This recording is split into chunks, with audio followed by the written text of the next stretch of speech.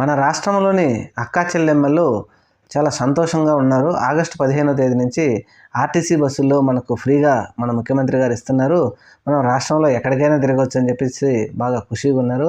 అయితే వీరికి చాలా షాకింగ్ వచ్చింది. అమ్మ, మీరు ఆగస్టు 15 తర్వాత కూడా బస్సు ఎక్కితే మర్చిపోకుండా టికెట్ తీసుకోండి. ఎందుకంటే మన రవాణా శాఖ మంత్రి రాంప్రసాద్ రెడ్డి గారు ఆయన మొన్నటి వరకేమో ఆగస్టు 15 నుంచి ఎవరు ఆపలేరు మమ్మల్ని, మేము మా మహిళలకు ఉచిత బస్సు ఇచ్చే తీరుతాం ఖచ్చితంగా, బల్ల గుద్ది చెప్తున్నట్టు చెప్పుకొచ్చాడు ఆయన.